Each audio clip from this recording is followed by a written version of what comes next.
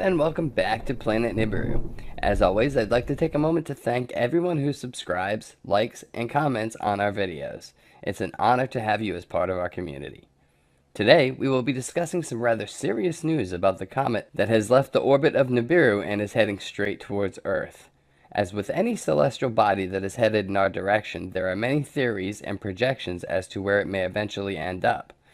But this one in particular is intriguing, and according to one doomsday theorist, it might just be the one that finally does us in. It's no surprise that Earth is in the shooting gallery of comets, asteroids, and space debris, as we can see clearly from this depiction. This is what happens in space all the time, we just don't see it. Most of these objects, the ones in red, are called sun divers, and are pulled into our sun by its massive gravity, causing us no concern. But last year, NASA detected an object that could be a comet or an asteroid on a path towards Earth. The space agency claims the mysterious object will pass safely at a distance of nearly 32 million miles from Earth. But one self-proclaimed astronomer has come up with an alternative theory, suggesting that the asteroid could crash into Earth, wiping out cities, continents, and even causing a mega tsunami. The strange object was discovered last year, and it is theorized that over the last 5 years it has traveled inward toward the center of our solar system, passing just under the main asteroid belt and under the orbit of Mars until it will swing just inside Earth's own orbit. The object, which is a blurred line between an asteroid and a comet, was discovered by NASA's NEOWISE mission.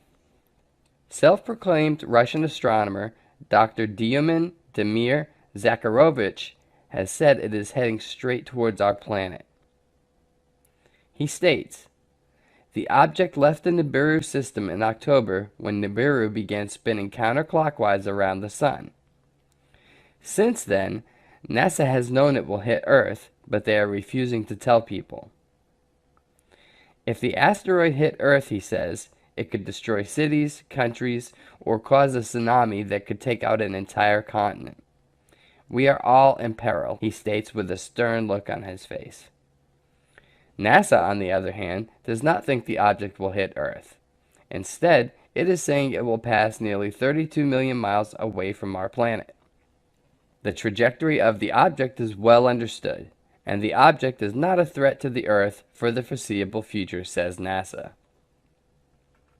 What NASA scientists do know is that the object is relatively large, about a half a mile across. It is also quite dark, reflecting only a few percent of the light that falls on its surface. Its body resembles a comet in its reflectivity in orbit, but it appears to lack the characteristic dust and gas cloud tail that defines a comet. The object could have cometary origins, said Deputy Principal Investigator James Gerbs Bauer at NASA's Jet Propulsion Laboratory. But according to reports, Dr. Zakharovich has said that his data reveals a very different background. He claims that the comet or asteroid originated from the planet Nibiru. He says that the object left the Nibiru system in October when Nibiru began spinning counterclockwise around the Sun. Some conspiracy theorists believe that the planet Nibiru is set to enter our solar system this year, after being driven here by the gravitational force from a binary star twin of our Sun. They go on to claim that this accounts for the strange weather patterns, uptick in earthquakes, and volcanoes worldwide. Nibiru, sometimes referred to as Planet X, is a hypothesized planet, small star, or mini solar system on the edge of our own solar system.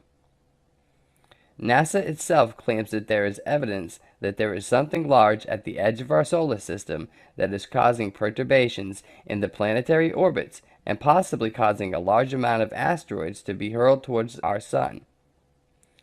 Some of these come into contact with Earth's orbit, such as the Chelyabinsk meteorite that exploded over Russia on February 15th of 2013.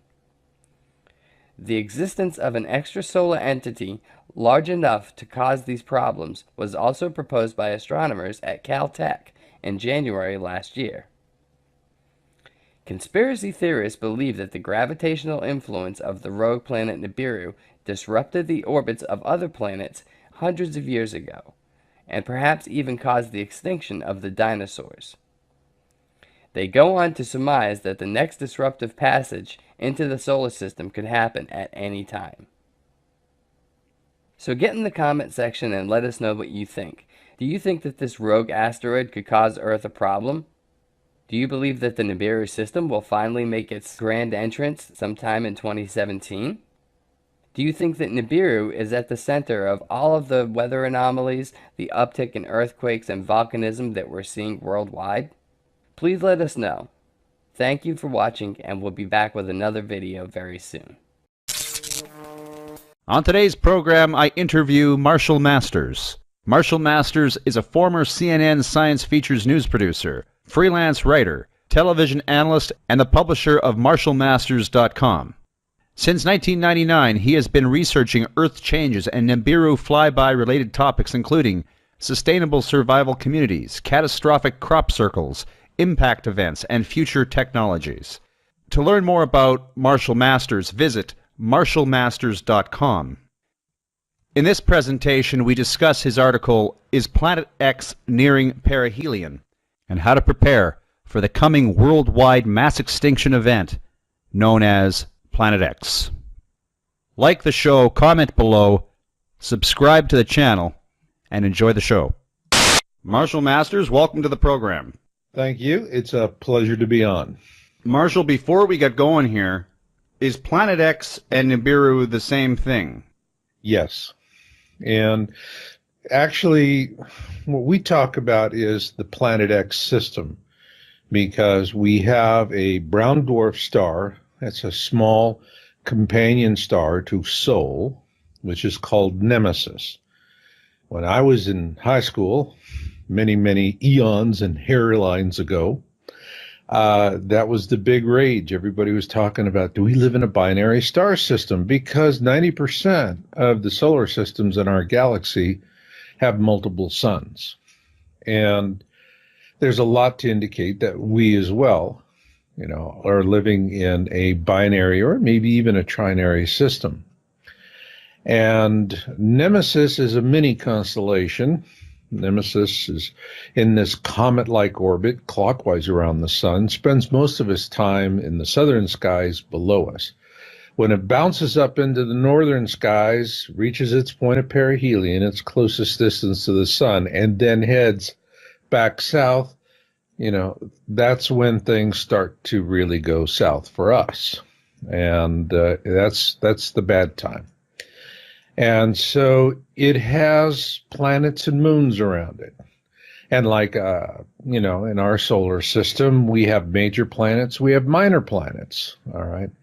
And the same with that. I talk about the Nemesis star and its three major planets, which are innermost, which is Helion, and Helion is a bright gaseous star-like planet. And then there's Arbota, which is the second out from Nemesis, and that is a small rocky planet and habitable. And then the third, which is Nibiru. Nibiru is the outermost, and actually the name Nibiru stands for the planet of crossing. And so when we're talking about Nibiru and we're talking about Nemesis, we're talking about the same mini constellation. The term Planet X was really brought into existence by the astronomer Percival Lowell. And there's been an ongoing search for this thing for hundreds of years.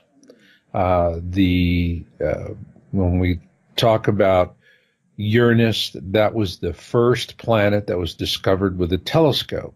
But Neptune was the first planet discovered with mathematics. And what happened was that they knew where Neptune was because of the perturbations they observed in the orbit of Uranus. And literally just, zoomed right in on it mathematically. And once they made that determination, it was very, very quickly discovered. And then Neptune was observed to have similar perturbations. And then astronomers back then understood that there was this ongoing search for Neptune's perturber, which the term Planet X just simply means there's something big out there, but we're not exactly sure as to where to find it, but we know it exists by the manner in which it interacts with other objects in our solar system. And so that was the big reason why Percival Lowell founded the Lowell Observatory. So that gives you an idea of what we're looking at. We have a mini constellation coming through. That's the reason why I call it the Planet X system. It's just, when I first started, it was just Planet X. But as we learn more about what we're dealing with, then I started calling it a system, because that's really what it is. It's a mini, or more specifically, it's a mini constellation. When I was a kid in the mid-'80s, we all talked about Planet X. We understood it to be the undiscovered planet beyond Pluto. Correct. And so, yep, you guys were, and interestingly enough, there was an awful lot of really good reporting in mainstream media about Planet X. And then it just all died. And it didn't die from a lack of interest. It died because there was a concerted effort to kill the topic. And that really came into being after the 1983 IRAS mission.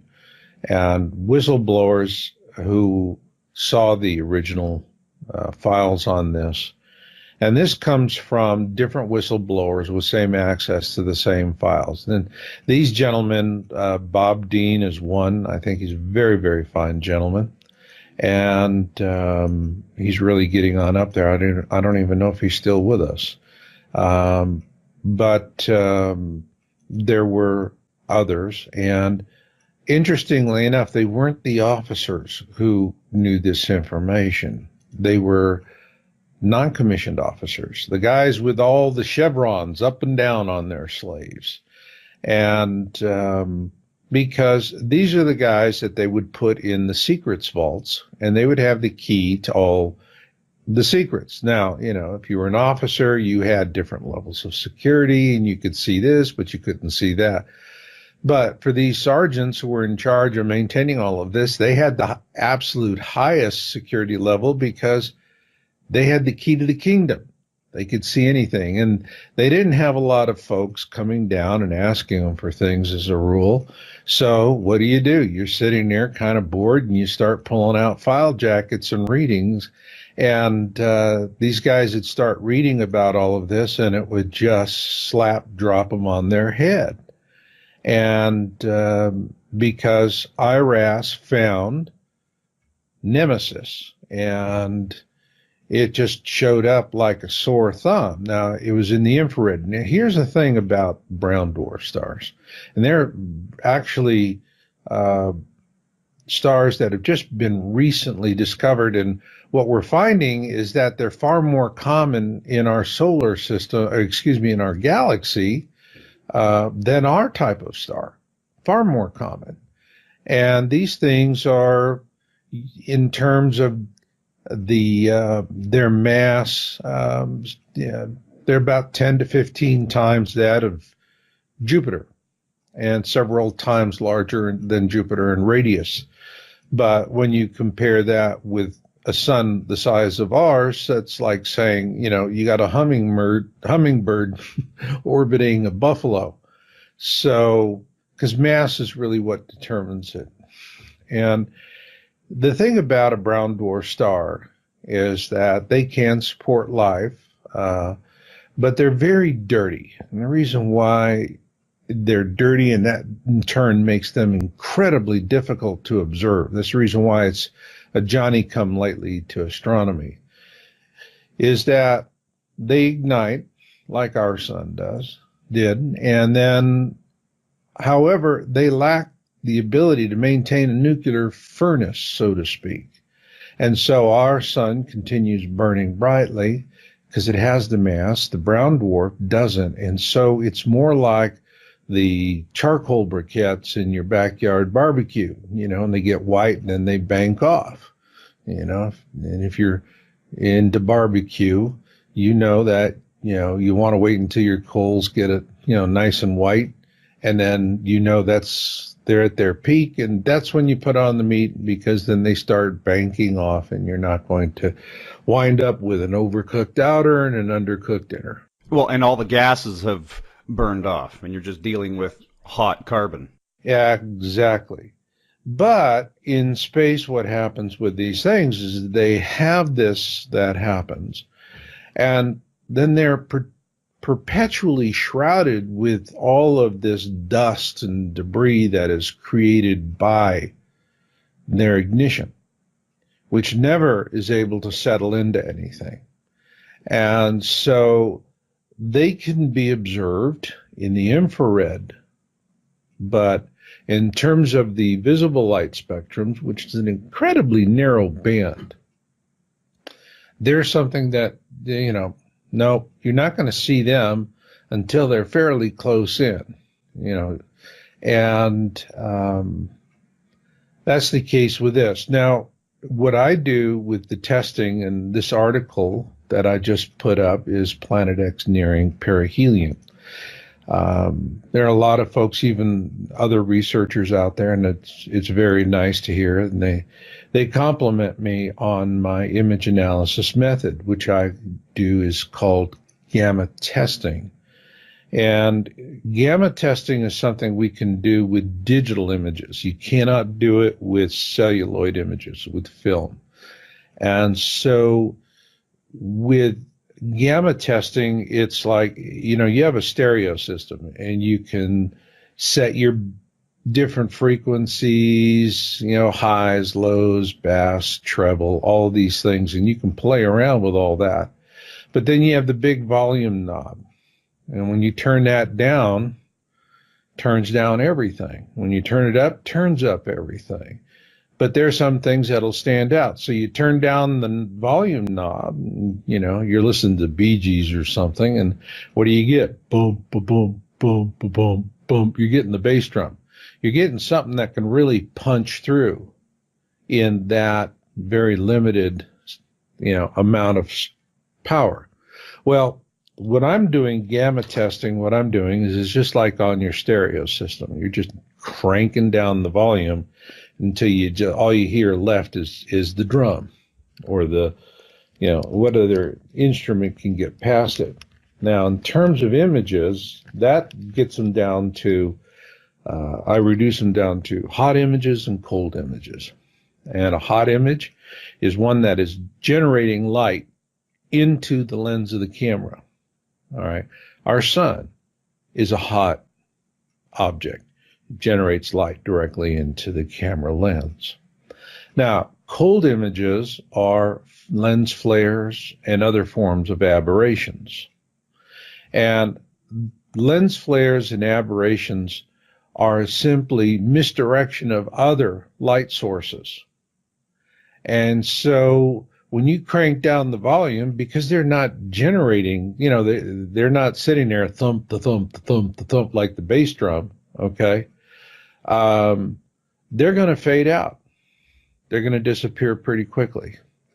And, this is because lens flares are something that are going to happen directly in front of the camera lens or inside the lens barrel itself, somewhere in the prisms.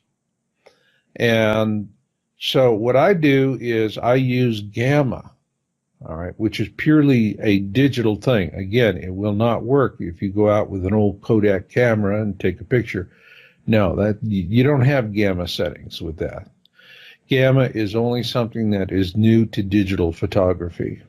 And that's really all you see anymore today. And unless you buy a coffee table book on Ansel Adams. But I just crank the gamma down.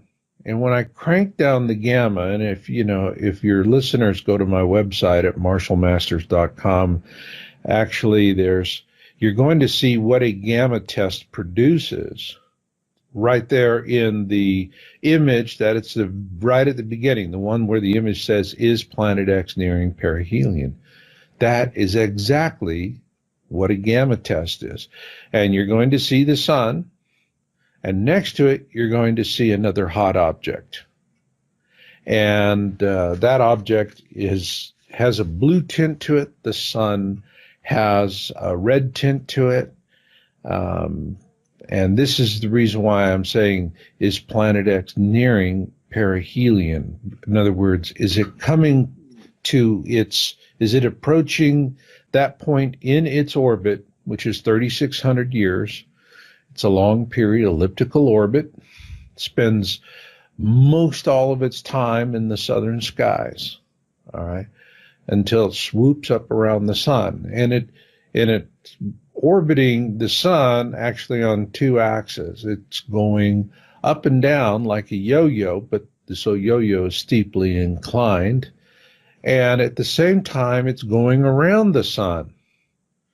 All right. And so it's tracking around the sun about every 380 days, opposed to our 365, which is the reason why even the ancients in the Colburn Bible tell us that it dances around behind the sun. We see it, we don't see it, we see it, we don't see it, we see it. But then eventually, as our orbits merge, all right, then we see it. Okay. And it just pops out from behind the sun. So if it's reaching its point of perihelion, what that says is that we're going to start getting into this phase where it is going to pop out from behind the sun so that everybody's seeing it. Now, we have folks that are, reporting videos all the time. And what you have to understand is something that's behind the sun, the only time you're going to be able to see it is near sunrise and near sunset. So I get these folks, debunkers, and they go, well, I went out in my backyard this afternoon and I took a look. I didn't see anything. Well, of course you didn't see anything because the sun's too bright and you're not going to see it. And they don't understand that sunrise, sunset, simple difference. And the point I'm making in this is I have been tracking Nemesis, and I've been doing it for a very long time. This picture, which will be on the video, so people can see the picture right now, right, is Planet X nearing perihelion. Are you sure this isn't Mercury or some kind of gravitational reflection? No, it's not Mercury. I mean, you go into, the easiest thing to do is you just go into solar system scope, and people can go online and do that. But I actually use Starry Night Pro, and that's the program that I use for this. And I go and look, but I mean, I've been looking, at Venus and Mercury for a long time. And I want to tell you, Venus and Mercury do never look that big, period. Okay? And I've seen them in the gamma testing, so I mean, for me, it's like, I will do this. I'll go to Starry Night, but, I already know it's not Venus or Mercury or something else because it's a hot object. All right. If it's something else, then it'll be a cold object and it won't pass muster with the gamma test. Now, the interesting thing is we're continually tracking this object, which is to the sun's 3 o'clock relative to the horizon. Now, out in space, the ecliptic, the plane of our solar system, puts that more up, say, around 1:30, okay, relative to the sun. But we see it at 3 o'clock because the Earth is tilted. All right. And so our horizon is not the same thing as the ecliptic, the plane of our solar system.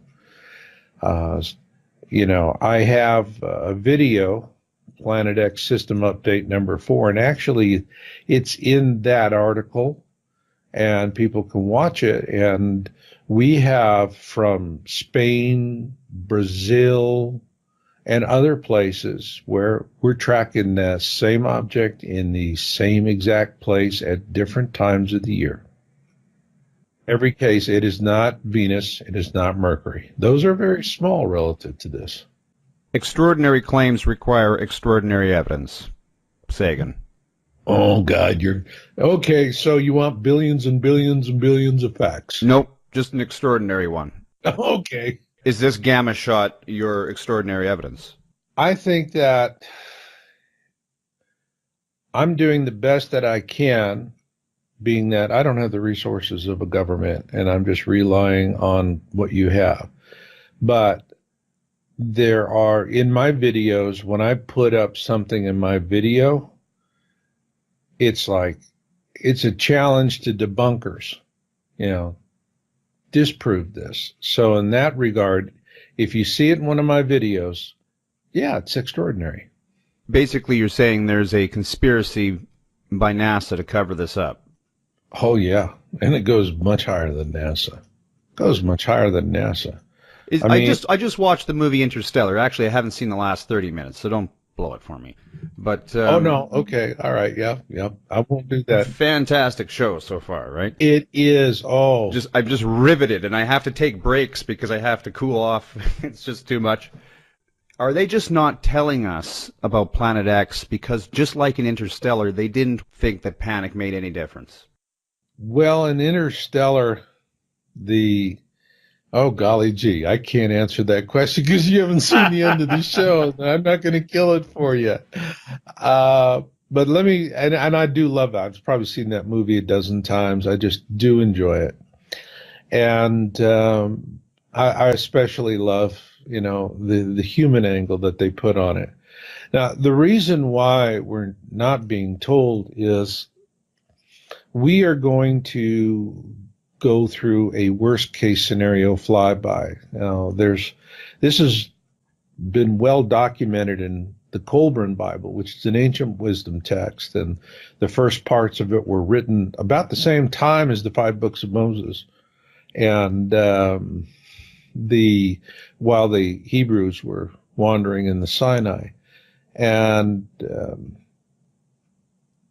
it tells us that the sinking of Atlantis, Noah's flood, and Exodus were all the result of flybys of this mini constellation system through the core of our system.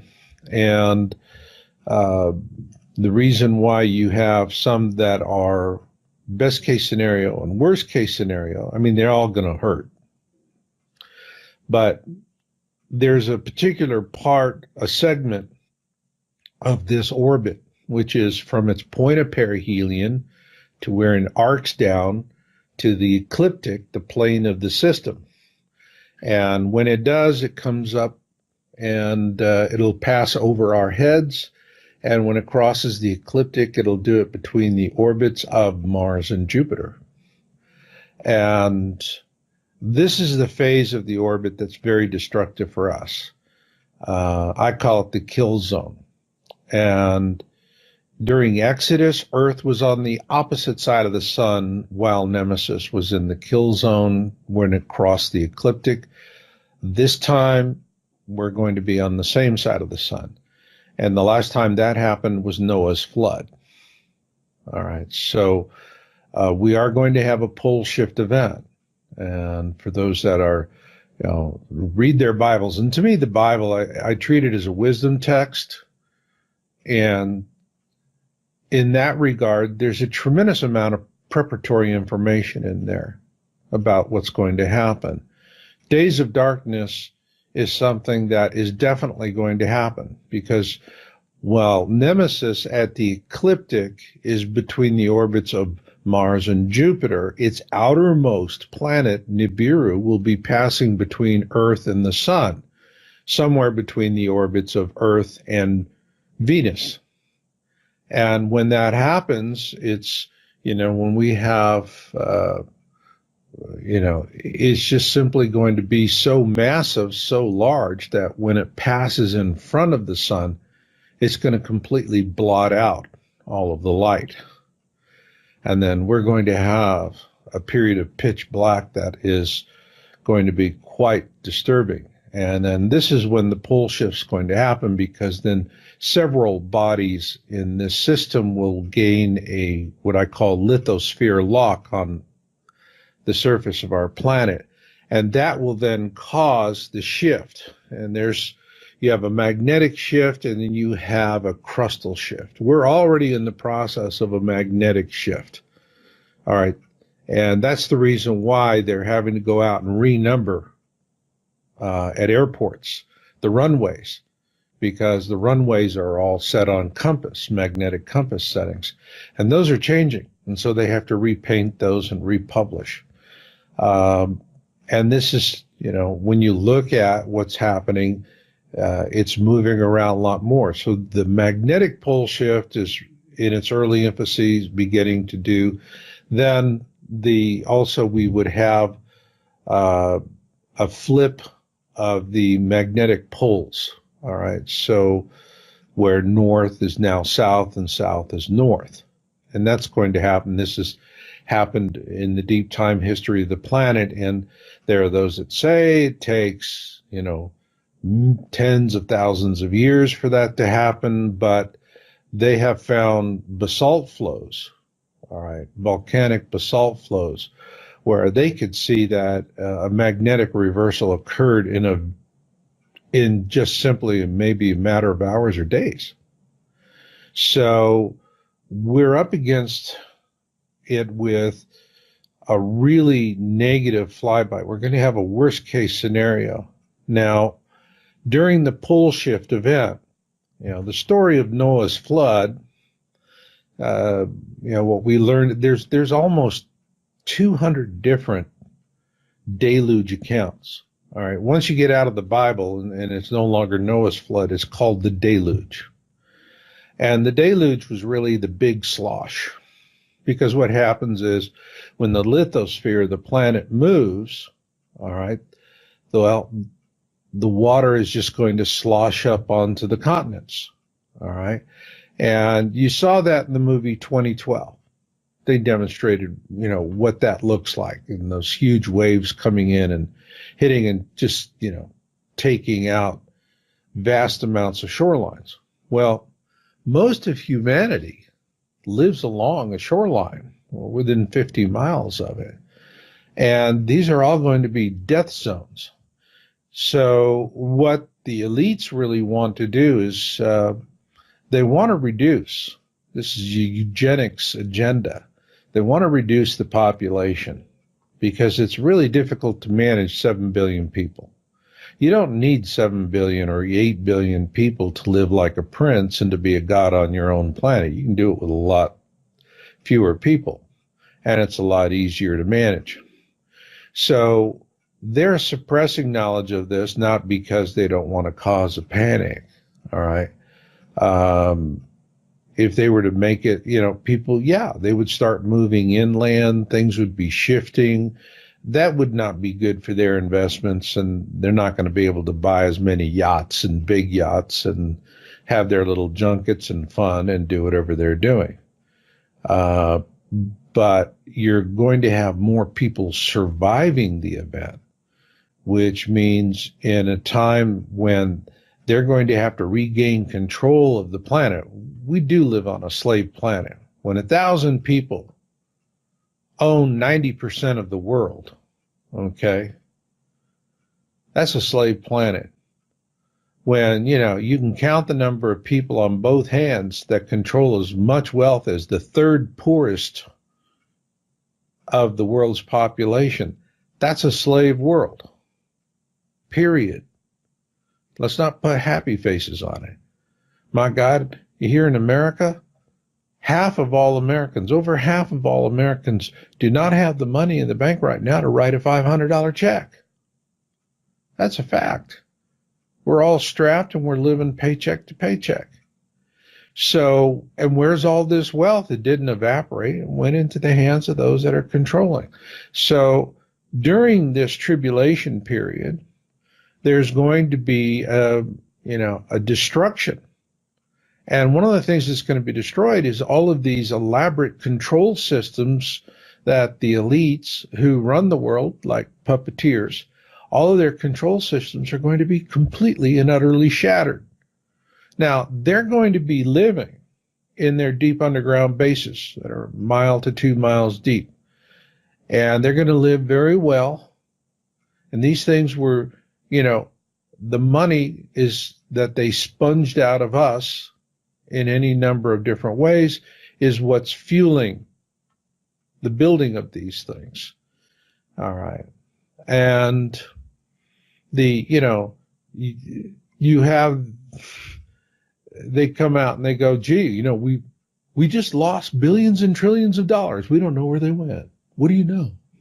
That was what a big accounting error, I mean, it's like, if you said that to the IRS, they'd laugh at you and then nail you for everything you got, including your genetic code. And so they're going to be in their deep underground bunkers, and they have their seed vaults and storages and whatever. And so their plan is when things start settling down, and they'll know when things are going to settle down, they're going to come up to the surface and see who's left. Now, Georgia Guidestones tell us that, this is a 10 Commandments for the 21st century. Some call it that. And it's written in 8 different languages. And the first one says, keep humanity under 500 million. Well, it doesn't tell us how we get there. It doesn't tell us how 9 in 10 of 90% of us are going to perish and what's going to come. It just says, keep it under 500 million. In other words, once you're there, you're there. Don't let the population exceed 500 million for the whole world. And live in harmony with nature. Well, that's what's, the vast majority is along the shorelines. And when I look at people who are in denial, I mean, the 3 big reasons people are going to die during the coming Planet X tribulation is denial, procrastination, and location. Those are going to be the 3 principal causes of death. All right. Again, denial, procrastination, and location. If you can get people to deny, immediately you're going to be able to kill them in location. If you can get people who are starting to become aware to procrastinate and not do something, again, you come back to number 3. You kill them with location. It's as simple as that.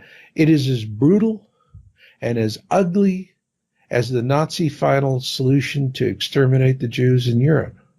Nobody could have believed it, but it happened. It was just a simple idea. We need to kill a whole lot of people. And they went and they did it. And that's what's going to happen here. The elites have decided they need to kill a whole lot of people, and the easiest way to do it is just say, we didn't do this. We didn't do this. That big ugly rock up in the sky, that did that. They couldn't save 9 billion if they wanted. The real thing, though, is not about the number of people that are, it's not about the body count, okay? It's not about the body count. But you're suggesting that there's some malevolency to this. Oh, absolutely. There is. And for people that like to give other folks the benefit of the doubt, even when they're lying to their faces, that's a hard thing to stomach, isn't it? But that's just the way it is. And the reason why they want to reduce the population is not because they're conservationists and they're going, we need to be good stewards of the earth and we're polluting everything. And, no, that's not it. The reason why they want that many people to die is that during the tribulation, the interesting thing that's going to happen is we are going to be dying in vast numbers. But when we do, we will be dying as a free species. We will be free of the yoke of slavery. What they have to do once things start to settle down is they got to get us back. They got to get the yoke of slavery back on our shoulders. And that's where their plan really is. So what they'll do is they're going to wait until, and this will be, we're going to pass through the tail, and you're going to have all this iron oxide and meteor showers. Matter of fact, you go and if you take the story of Noah's flood and Exodus and you put them together, that's really the whole scope of what we're facing.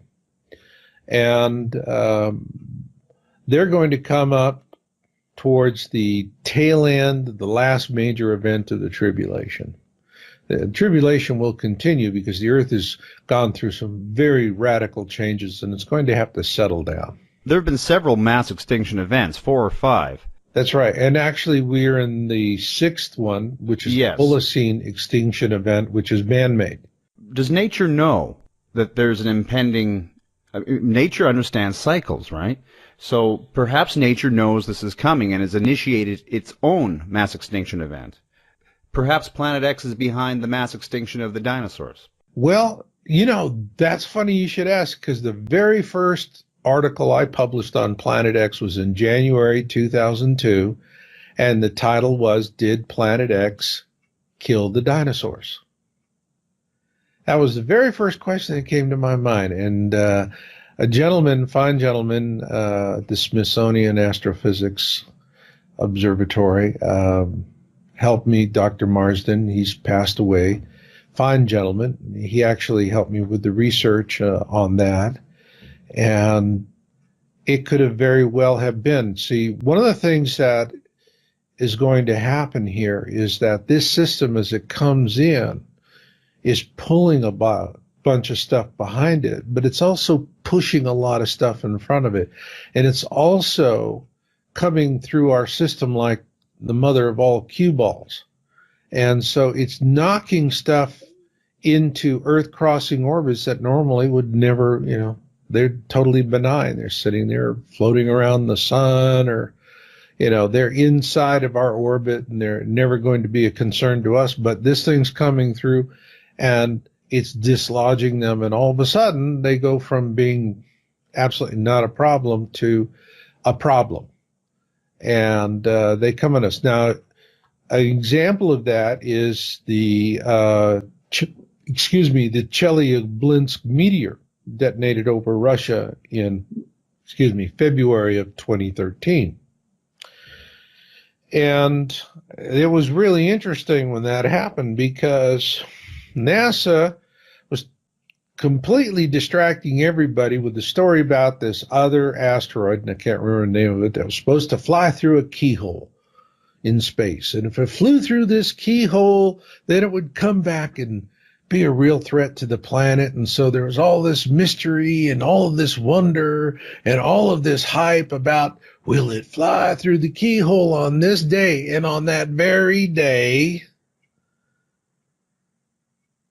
this meteor detonates, air bursts over Russia, releasing the equivalent of 30 Hiroshima atomic bombs in energy, and at that moment was 30 times brighter than the sun. I call it a 30-30 event.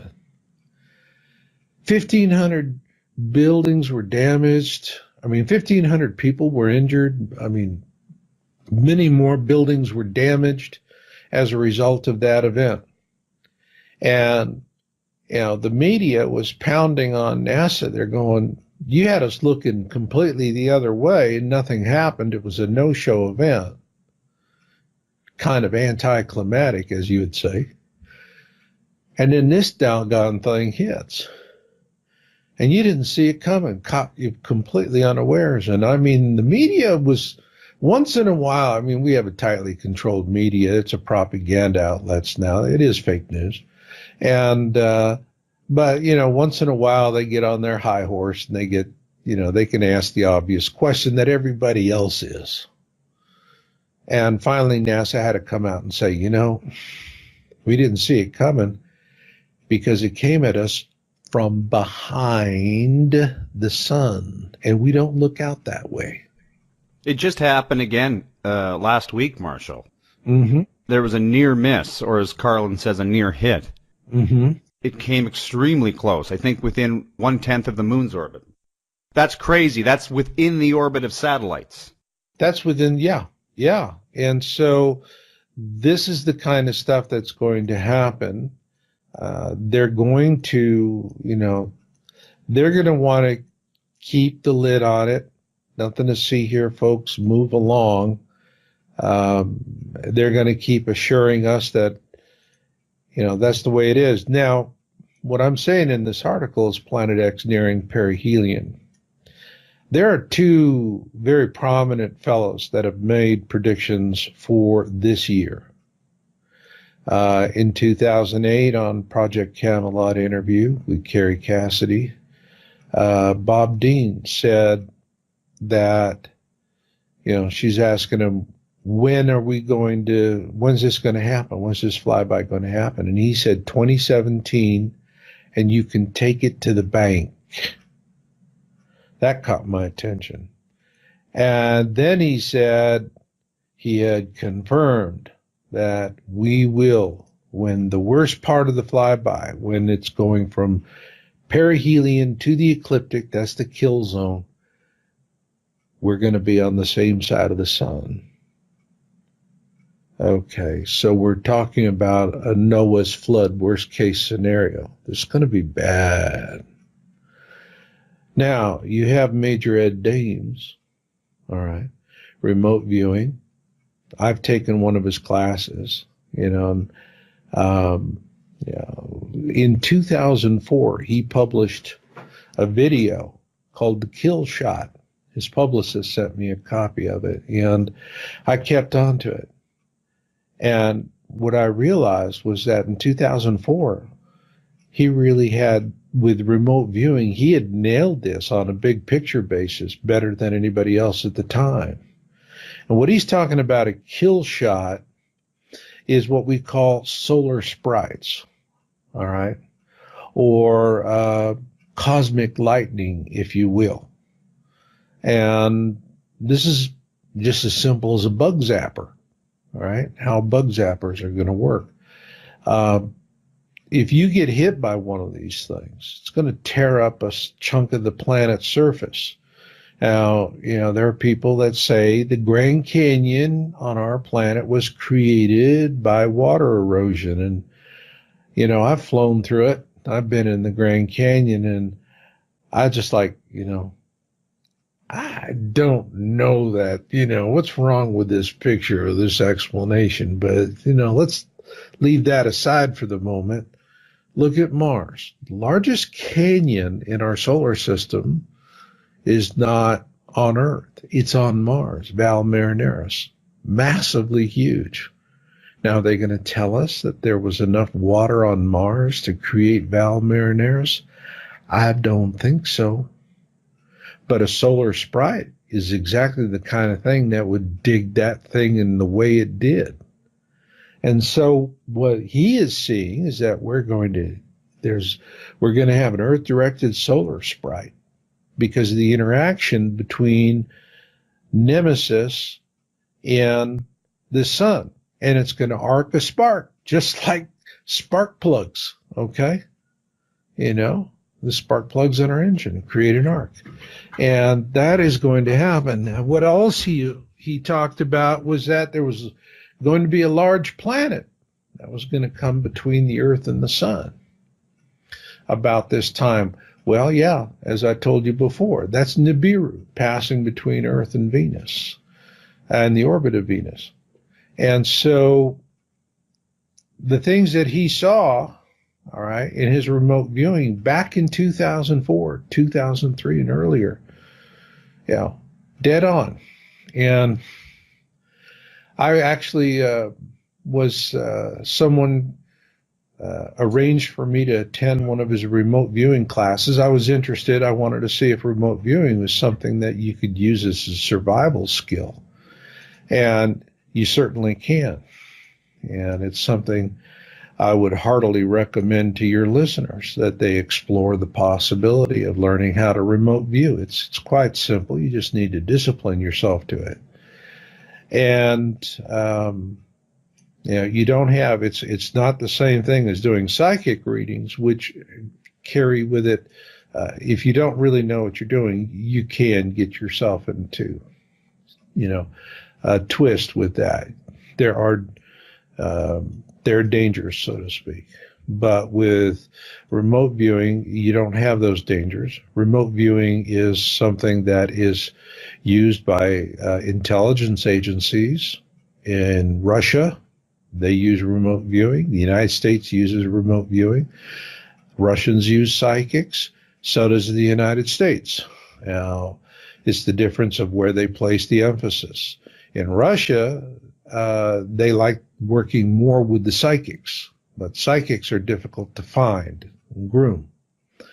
On the other hand, in the United States, they prefer working with remote viewing because this is something you can find a lot more folks to do, basically mainstream viewing. And then you're going to have your rock stars like an Ed Dames who can go take it to a whole new level. Now, Ed, for over the years, everybody's always asked him, Ed, what about Planet X? Ed, what about Planet X? You know, and he just steadfastly sidestepped it every time.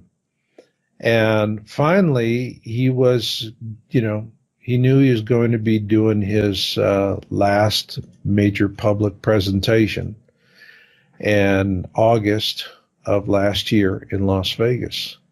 And that was when he just came out and said, Planet X is real, and we are going to see it November of this year. And when we do, it's going to look about as large as the moon in the sky. But Marshall, we should be able to see it long before it gets here, with the naked eye.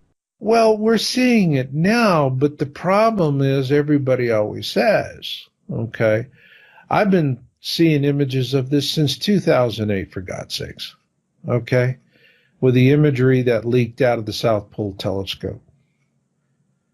But see, when people see it, say, you know, we're not seeing it, it's because they're not saying, well, I can't, you know, I want to walk out in my backyard 24/7, anytime, night and day, look up and see it up there. I want to see it up there. I want to see it easy as I'd see the sun, or as easy as I'd see the moon. I want to see it with my own two eyes. And they don't understand. You see, that's the question that's going to get them killed. When they're asking that, when they're finally going, well, look at that. You know, Phyllis, they're standing out there in their yard or standing out in the street with their neighbors, and they're looking up. Phyllis, what do you think of that? I don't know, Jerry. That's the darn strangest thing I ever saw. Well, Phyllis, let's go turn on the television, see what they say on CNN or Fox or MSNBC. And they're going to go in, turn on a fake news site. Okay. And what are they going to hear? They're going to hear, hey, folks, don't worry about it. It's just an interesting new kind of comet. And it's going to pass overhead. It's going to be a phenomenal light show, but nothing's really going to happen. Okay? And they're going to go and have all the buffer segments about going back to Halley's Comet, you know, back when, and how people were suckered into buying gas masks and placebo comet pills by con artists, and all of the hysteria that formed around that was totally needless. And so they're going to embarrass everybody. See, the thing of it is, when you say, when am I going to see it with my own two eyes? What you're saying is, I'm too stupid to understand what I'm seeing with my own two eyes. I'm dumb. I got to have somebody else tell me what I'm seeing with my own two eyes, because I'm stupid and I'm dumb and I can't understand what I see with my own two eyes. The people are going to live are the ones who are going to look up in the sky, and they're not going to say, when am I seeing it with my own two eyes? They're going to say, when am I going to believe that what I'm seeing with my own two eyes is a clear and present danger? Those are the ones that are going to live. The rest are going to drown like rats. Okay, Marshall, we're running out of time, so let's get to it. How do we survive Planet X? Well, you can follow. That's all the work that I'm doing right now. My book, Surviving the Planet X Tribulation, a Faith-Based Leadership Guide. And what I'm trying to do, I think that churches are going to be the ones most likely to organize people when there's the last possible minute. While everybody's watching them on CNN going, it's all nonsense, don't worry about it. You're going to have leaders of small churches going to go, no, it's clear and present danger. I got to get my flock to safety.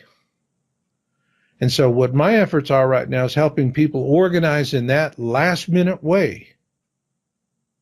intelligently without running around like a bunch of chicken with their heads cut off. Okay? But that they can be calm, sober, do what they got to do, get to safety, and make life. But also, it's about purposeful survival for an enlightened future. And that's what I'm all about. That's the reason why I founded Knowledge Mountain Church of Perpetual Genesis. And you can find that at knowledgemountain.org.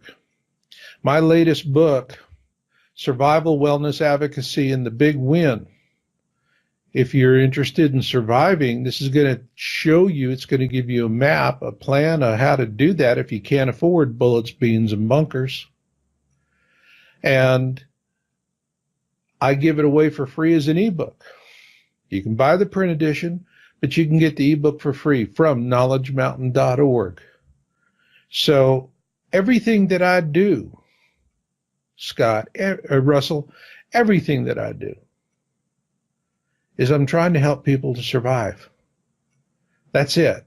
Follow my work, visit my sites, but you got to be in awareness. You got to be ready to do it. Again, the three big killers: denial, procrastination, location.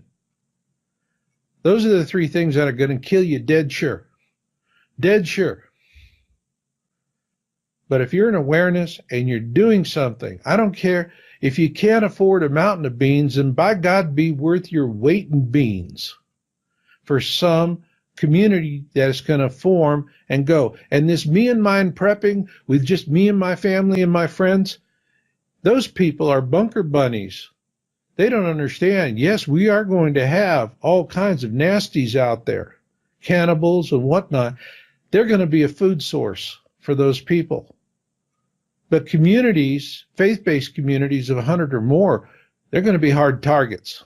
And the nasties are going to leave them alone, and then they're going to go for these clever bunker bunnies that said, just me and my family, and everybody else can go to hell. I don't care about them.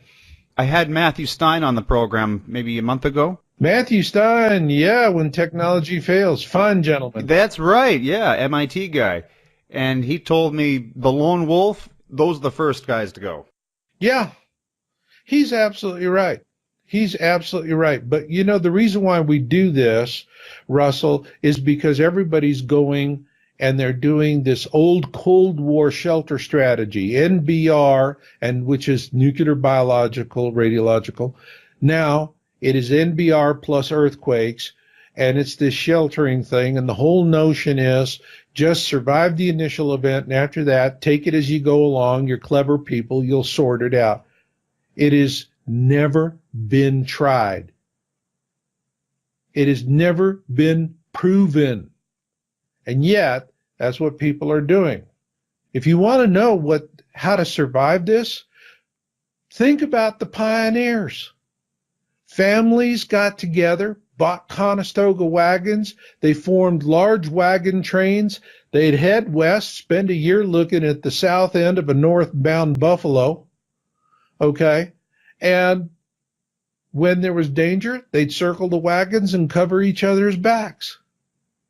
And they had a low technology thing. Their solutions were low technology.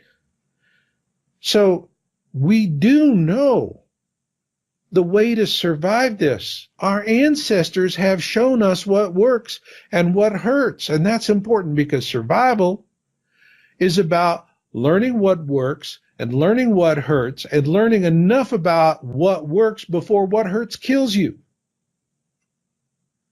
And so in the final analysis, surviving a tribulation is less about the having of things and more about the knowing of things. Because you don't want to hold on to things. We want to hold on to each other. This is the path. This is the message I'm trying to get out to folks. And I'm doing the best I can, and I hope I can make a difference in the final analysis, but I'm never going to stop trying.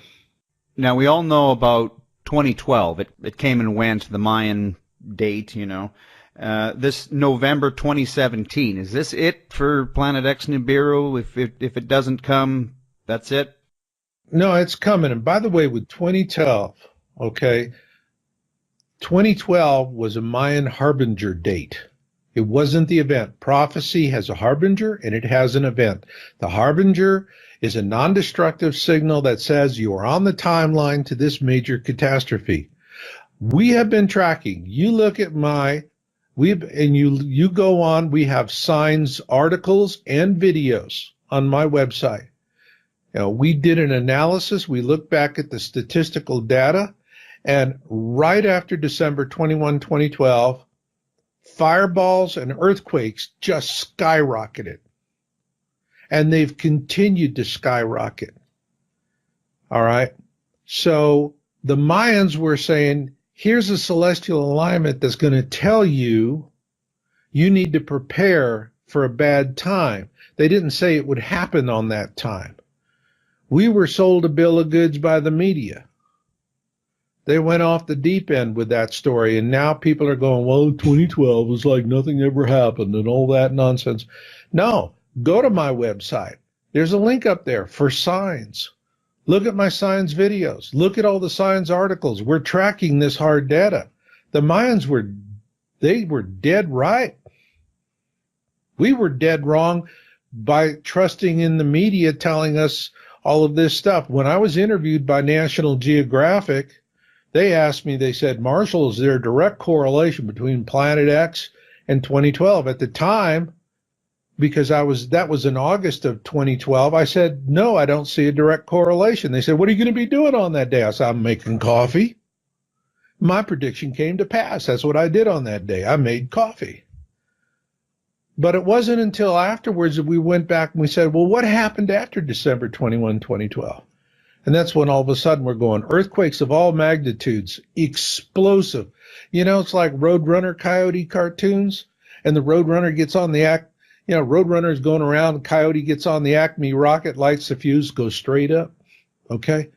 Right after, you look at our data, we have it up there, right after December 21, 2012, fireballs and earthquakes of all magnitudes, both of them. The data is clear. It's the Coyote riding the Acme rocket darn near straight up into the sky. And it has not abated. It keeps getting worse and worse and worse and worse. So, again, I'm trying to shed some light. I'm trying to shed some hard science, empirical data, the kind of stuff you can take to the bank. But people much rather go, well, we were stupid back then, and we were bilked, and I was humiliated in front of my whole family, and I'm never going to look at it ever again because I want to die like an ignoramus. That's the smart thing to do. People in awareness have a hard time. It's like a person in awareness is like the only someone that has one good eye in the land of the blind, and the blind people are all saying, you need to do the intelligent thing. Get a sharp stick and poke out your one good eye so you can be clever like the rest of us. You want to die that way, go do it. Best of luck with that. But for those in awareness, those that are seeing it coming, they're quietly moving. They're relocating. They're doing what they're doing. In my church, one of the things I do when people come into the church, I do relocation conferences. And they can attend. It's free. I used to do this. I could, for $100 an hour. Now I just do it for free for the folks that are in my church. And they can have as many conferences with me as possible. Why? Because I'm about people surviving this. And I'm going to keep doing it for as long as I can and just hope to God I can make a difference. Marshall Masters, great show. Kind of freaked out, to be honest. I live right in the middle of the city, so I can't even get from one end of downtown to the other in an hour. Getting out of town in the middle of a crisis, it's not going to happen. Well, I'm going to tell you, Russell, you're coming into awareness, and I'll tell you what the experience is like. It was the same for me, and it's the same for everybody else. Coming into awareness feels like somebody just up and slapped you upside the head with a dead salmon, and you're just standing there spitting scales wondering what in the hell just happened. That's awareness, my friend. It will pass. And then you'll sit down and you'll decide, am I going to live intelligently and walk humbly with my God, or am I going to die like a fool? It's just as simple as that. To the audience, check out marshallmasters.com. You can get his newest book. Yes, Survival Wellness Advocacy and the Big Win. And at knowledgemountain.org, you can download that in free ebook edition. Okay. And I do it. If you're wondering, well, is this my cup of tea? Well, get the book, get the ebook for free and read it. Because after you read that, you'll know if this is your cup of tea or not. Yeah, you can't beat that, Marshall. And it didn't cost you a penny. Yeah, no, I appreciate that, and so should the audience. The link to the article is Planet X nearing perihelion is on the Russell Scott